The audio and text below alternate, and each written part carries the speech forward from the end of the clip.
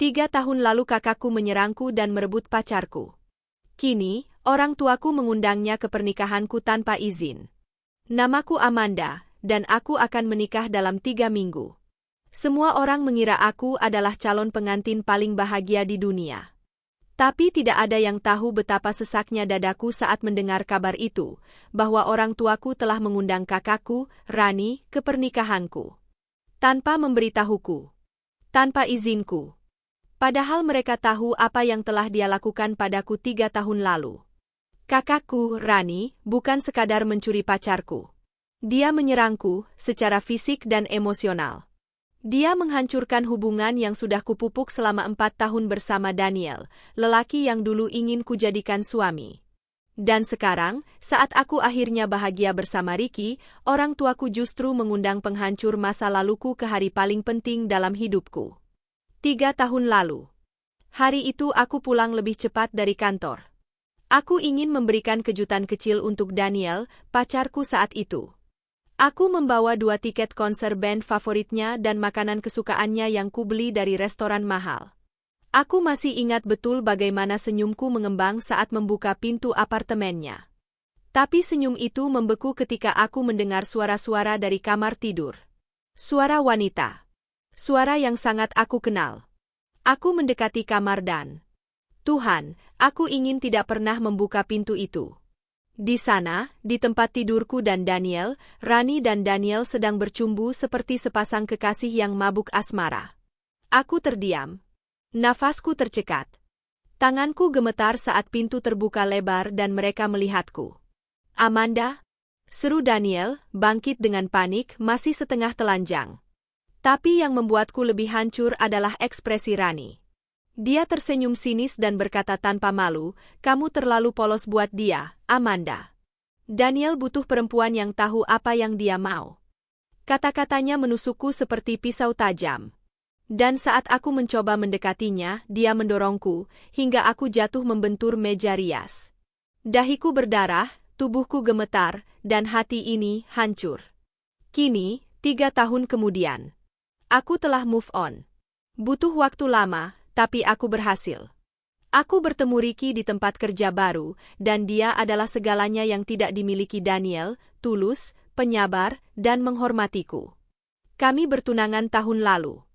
Persiapan pernikahan berjalan lancar, hingga minggu lalu, saat aku membuka grup keluarga dan melihat pesan dari ibu. Undangan buat Rani udah dikirimnya. Dia akan datang dari Surabaya hari Jumat depan. Akhirnya kalian bisa baikan sebelum hari H, nak. Jantungku hampir berhenti berdetak. Bagaimana bisa mereka melakukannya? Aku menelepon ibu saat itu juga. "Ibu, kenapa undang Rani?" "Amanda, dia kakakmu. Kalian harus berdamai. Sudah cukup lama kalian saling diam. Ibu dan ayah ingin kalian bersatu lagi. Hari pernikahanmu adalah waktu yang tepat." Aku menggertakkan gigi, menahan emosi. "Ibu, dia menyerang aku. Dia tidur dengan pacarku. Dia menyebabkan aku trauma bertahun-tahun.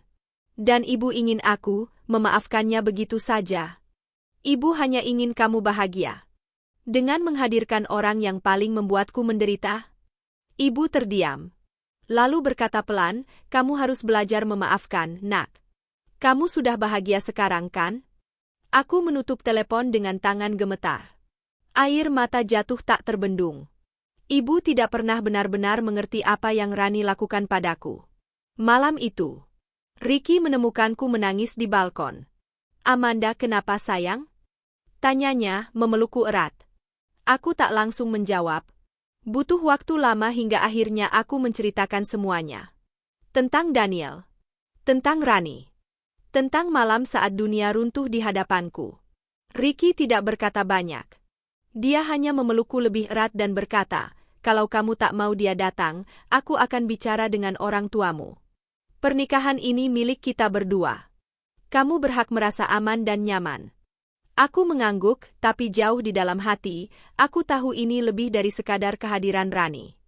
Ini tentang pengkhianatan keluarga. Dan kini, luka lama itu kembali menganga. 3 hari setelah aku tahu Rani akan datang, hidupku terasa tak tenang. Setiap panggilan dari ibu atau pesan di grup keluarga membuatku tegang. Rasanya seperti bom waktu yang menunggu untuk meledak. Ricky mencoba menenangkan, tapi aku tahu dia pun khawatir. Sebagai calon suami, tentu dia ingin hari pernikahan kami berjalan lancar. Tapi aku juga tahu dia tidak ingin memaksaku berhadapan dengan luka masa lalu yang belum sembuh. Hari Jumat datang juga. Aku sedang memeriksa dekorasi gedung saat ponselku berdering. Dari ayah, Rani sudah sampai. Kami jemput dia di bandara tadi. Malam ini kita makan malam keluarga di rumah ya. Aku terdiam. Napasku berat. Yah, aku nggak mau makan malam bareng dia. Amanda, jangan kekanak-kanakan. Ini demi kebaikan keluarga. Kebaikan keluarga? Lalu bagaimana dengan kebaikanku sendiri? Aku tetap datang ke rumah orang tuaku. Ricky ikut menemani, dan tangannya terus menggenggam tanganku erat saat mobil kami memasuki halaman rumah. Saat aku masuk, di sanalah dia. Rani. Masih secantik dulu, hanya sekarang lebih dewasa. Rambutnya dikuncir rapi, dan dia mengenakan dress biru muda yang tampak elegan. Seolah tidak pernah terjadi apa-apa di antara kami. Amanda, sapanya lirih, seolah-olah kami baru bertengkar kecil. Sudah lama ya? Aku tidak menjawab. Aku hanya duduk di ujung meja makan tanpa menoleh ke arahnya. Ibu berusaha mencairkan suasana. Ayo makan dulu, nanti ngobrolnya sambil santai ya. Tapi tidak ada yang terasa santai malam itu. Rani terus mencoba berbicara padaku, menanyakan kabar, pekerjaan, bahkan menyelipkan pujian soal cincin tunanganku. Tapi aku hanya menanggapinya dengan anggukan atau senyum palsu. Sampai akhirnya, aku tahu aku banyak salah Amanda, katanya tiba-tiba, menghentikan semua percakapan. Aku tahu aku sudah menghancurkan kamu, dan aku nggak berharap kamu bisa memaafkanku sekarang. Tapi aku minta maaf. Hening. Semua mata tertuju padaku. Aku menatapnya tajam. Kamu nggak cuma menghancurkan aku, Rani. Kamu merampas semuanya dariku. Daniel, kepercayaan, bahkan harga diriku. Kamu pikir permintaan maafmu sekarang bisa menghapus semuanya? Dia menunduk. Aku tahu tidak bisa. Kalau tahu kenapa datang? Suaraku mulai bergetar. Kenapa masih punya muka datang ke pernikahanku? Ibu yang undang aku. Dan kamu cukup senang menerimanya? Ayah membentak, Amanda, cukup. Tapi aku sudah berdiri. Dadaku sesak, dan air mata sudah menggenang. Aku datang ke sini karena menghormati ayah dan ibu. Tapi kalau kalian terus paksa aku berdamai dengan orang yang menghancurkan hidupku, mungkin aku yang harus mundur dari keluarga ini. Aku menarik tangan Ricky dan berjalan keluar. Sepanjang perjalanan pulang, aku hanya diam. Ricky pun tidak banyak bicara. Dia tahu aku butuh waktu. Setelah sampai rumah, aku masuk kamar dan duduk di lantai. Menangis. Menumpahkan semua emosi yang kupendam selama 3 tahun terakhir. Tidak lama kemudian, Ricky masuk membawa segelas air. Dia duduk di sebelahku dan berkata, "Sayang, kamu nggak sendiri. Aku di sini. Aku nggak tahu harus bagaimana, Mas. Aku benci dia. Tapi aku juga benci perasaanku sendiri. Kenapa aku masih begitu terluka? Kenapa aku belum bisa sepenuhnya melepaskan masa lalu?" Ricky menarikku ke pelukannya. Karena kamu manusia, Amanda. Luka itu nyata. Dan kamu punya hak untuk marah. Aku menangis lebih keras. Keesokan harinya, aku memutuskan sesuatu. Kalau mereka ingin Rani datang ke pernikahanku, maka aku akan mengatur permainan ini dengan caraku sendiri. Aku akan tetap menikah. Aku akan tetap tampil sebagai pengantin yang anggun. Tapi aku juga akan memastikan bahwa semua orang tahu apa yang terjadi 3 tahun lalu. Sudah terlalu lama aku diam. Kini saatnya kebenaran dibuka. Biar semua tahu siapa yang dulu menyakiti siapa. 3 tahun aku diam. 3 tahun aku memendam semua luka itu sendiri. Orang tuaku tahu sebagian dari ceritanya, tapi tidak tahu semuanya. Mereka pikir itu hanya pertengkaran karena cinta. Tapi malam itu, saat aku duduk termenung di balkon bersama Ricky, aku sadar. Aku tak bisa membiarkan diriku dikurung dalam bayangan Rani seumur hidup. Aku ingin mereka tahu semuanya, Mas, kataku lirih. Ricky mengangguk. Kalau itu yang kamu mau, aku akan dukung. Tapi kamu harus siap menghadapi konsekuensinya. Kadang kebenaran tidak membuat semuanya lebih baik. Aku menatap matanya. Tapi setidaknya aku bisa berhenti berpura-pura bahagia di depan keluarga yang tidak pernah benar-benar tahu apa yang aku alami. 2 hari kemudian, aku mulai menulis. Bukan untuk media sosial, bukan juga untuk konsumsi publik. Tapi surat itu akan dibacakan di resepsi pernikahanku sendiri setelah upacara resmi. Aku tahu mungkin akan ada yang tidak suka, tapi ini pernikahanku. Aku berhak menyuarakan isi hatiku. Isi surat itu kutulis dengan jujur. Tanpa dendam, tapi juga tanpa menyembunyikan luka. 3 tahun lalu, aku tidak hanya kehilangan pacarku. Aku kehilangan kepercayaan pada keluarga, pada kasih sayang yang seharusnya melindungiku. Kakakku sendiri mengkhianatiku. Dan aku diam karena aku malu. Tapi aku tidak malu lagi sekarang. Hari ini aku menikah dengan seseorang yang menghargai dan mencintaiku. Tapi aku tidak bisa melangkah ke masa depan tanpa menyelesaikan masa lalu. Surat ini bukan untuk balas dendam. Ini adalah pengakuan. Dan mungkin permintaan terakhirku pada keluargaku, untuk benar-benar mendengar suaraku, bukan hanya menyuruhku memaafkan. 2 hari menjelang pernikahan, Rani muncul di kafe tempat aku biasa bekerja. Aku tidak mengundangnya. Tapi dia datang, duduk di seberang meja, dan berkata, "Aku tahu kamu marah. Tapi setidaknya dengarkan aku sekali saja." Aku menatapnya tajam. "Kenapa?" "Supaya kamu bisa menjelaskan kenapa kamu tidur dengan pacarku lalu menertawaiku di depanku." Dia menghela napas. "Aku nggak akan menyangkal itu salah. Tapi kamu nggak tahu semua ceritanya, Amanda. Lalu ceritakan padaku." Aku beri kamu 5 menit. Dan disitulah semuanya mulai berubah. Karena kalimat berikutnya dari Rani membuatku terdiam. "Daniel memperkosaku, Amanda. Aku nggak pernah mencintainya. Aku juga bukan pelakor. Aku korban." Dunia seperti berhenti berputar. Aku menatapnya tak percaya. "Apa kamu bilang?" "Waktu itu, aku baru putus dari pacarku. Daniel datang ke rumah untuk nganterin dokumen milikmu. Aku sedang sendirian. Aku minum obat tidur karena kecemasan. Aku nggak sadar apa-apa sampai aku bangun dan dia di atas tubuhku." Air matanya mengalir. Aku panik. Tapi dia mengancam akan menyebarkan fotoku kalau aku cerita. Aku takut. Dan saat kamu datang, aku bereaksi panik. Aku dorong kamu karena aku malu, bukan karena aku benci kamu. Aku tidak tahu harus berkata apa.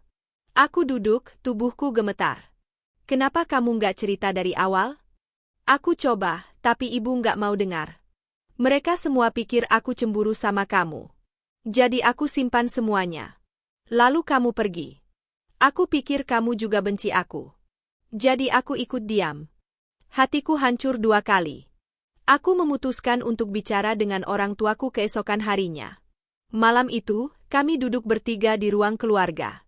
Ricky duduk di belakangku, memberikan kekuatan. Aku membaca sebagian isi suratku, lalu menceritakan pengakuan Rani. Ibu menangis. Ayah terdiam. Tidak ada yang menyangka kenyataannya sekelam itu. "Ibu, minta maaf, Nak," kata ibu sambil menahan isak. "Kami terlalu fokus sama bayangan keluarga bahagia, sampai lupa dengar jeritan anak-anak sendiri." Ayah berkata lirih, "Kami harus minta maaf pada kalian berdua." Dan untuk pertama kalinya dalam 3 tahun, aku melihat Rani dan aku duduk dalam ruang yang sama tanpa kebencian. Hari pernikahan itu semakin dekat. Tapi hatiku jauh lebih ringan sekarang. Aku tidak tahu apakah aku sudah sepenuhnya memaafkan, tapi aku tahu aku sudah memahami. Aku memutuskan tidak membacakan surat itu di resepsi. Tapi aku mencetaknya dan membagikannya hanya pada orang-orang terdekat, sebagai catatan kejujuran. Dan malam sebelum hari pernikahan, Rani datang ke kamarku dan memelukku. Aku tahu aku bukan kakak yang pantas dimaafkan. Tapi terima kasih sudah dengar aku. Aku juga belum jadi adik yang baik selama ini. Tapi kita bisa mulai dari sini. Kami menangis bersama. Untuk luka yang lama. Dan untuk awal yang baru. Hari pernikahan akhirnya tiba. Gedung pernikahan dihiasi dengan bunga putih dan biru, warna kesukaanku dan Ricky. Musik lembut mengalun, para tamu mulai berdatangan, dan aku berdiri di balik pintu, mengenakan gaun putih yang elegan dengan detail renda di bagian lengan. Rani datang pagi-pagi, lebih awal dari semua keluarga. Ia membantuku memakai sepatu, membantu menata kerudungku, dan untuk pertama kalinya dalam hidupku, aku merasa punya kakak perempuan yang sesungguhnya. Cantik banget, katanya sambil tersenyum tulus. Terima kasih kak, jawabku. Aku nggak nyangka kita bisa sampai di titik ini. Dia menggenggam tanganku. Aku nggak akan pernah berhenti menebus semua yang sudah aku rusak. Prosesi pernikahan berjalan lancar. Ricky tampak sangat tampan dalam setelan jas abu-abu, dan senyumnya tidak pernah lepas dari wajahnya sepanjang acara. Saat ijab kabul diucapkan, air mata haru tak terbendung dari kedua keluarga. Semua yang hadir melihat kami sebagai pasangan yang bahagia. Tapi hanya sedikit yang tahu bahwa di balik senyumku, ada luka yang baru saja ditutup dengan benang pengertian dan maaf. Saat acara makan malam menjelang akhir, sesuatu terjadi. Daniel datang. Tanpa diundang. Tanpa pemberitahuan. Dia berdiri di pintu masuk, mengenakan kemeja putih dan celana hitam, dengan wajah penuh percaya diri seolah-olah dia masih punya tempat di hidupku. Semua orang terdiam. Rani berdiri, wajahnya pucat. Aku menoleh ke ayah dan memberi isyarat agar tidak menghentikannya. Kali ini, aku yang akan menghadapi semuanya. Aku berjalan ke arah Daniel, menatap matanya tanpa gentar. Apa yang kamu lakukan di sini? Aku cuma ingin mengucapkan selamat, katanya sambil tersenyum miring. Kamu akhirnya menikah juga. Kamu tidak diundang. Dia melirik Rani yang kini berdiri di sampingku. Oh, jadi kalian sekarang bersatu ya? Lucu juga. Dulu aku kira kalian gak akan pernah saling bicara lagi. Aku menarik napas dalam. Kami tidak butuh persetujuanmu. Dan kamu tidak punya tempat lagi di hidup kami. Tiba-tiba Rani bicara. Aku akan melaporkanmu, Daniel. Dia terkejut. Apa? Waktu itu aku diam. Tapi tidak lagi. Aku sudah punya bukti, dan aku sudah bicara dengan pengacara. Daniel mulai gelisah. Kamu nggak punya apa-apa. Tapi aku punya suara. Dan kali ini, aku nggak akan diam lagi. Orang-orang mulai berbisik. Ayah maju dan menatap Daniel dengan dingin. Kami akan melindungi anak-anak kami. Silakan pergi sebelum kami panggil keamanan.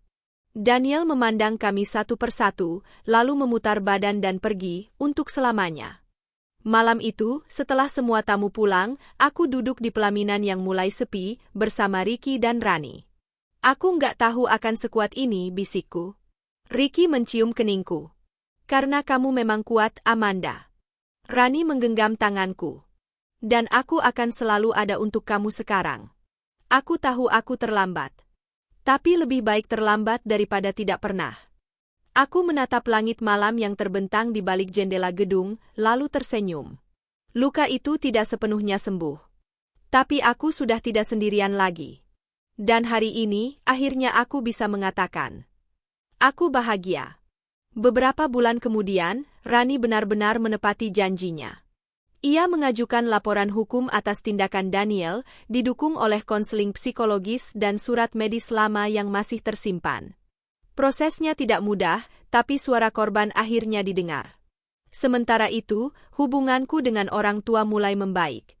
Kami menghadiri sesi konseling keluarga dan perlahan, kami membangun kembali fondasi yang sempat retak. Ricky dan aku pindah ke rumah kecil yang hangat, tidak mewah tapi penuh cinta. Dan Rani? Ia mulai menulis blog untuk para penyintas pelecehan. Ia ingin suaranya jadi kekuatan bagi mereka yang belum berani berbicara. Kami bukan keluarga yang sempurna. Tapi kami sekarang berani jujur, berani mencintai, dan berani memperbaiki.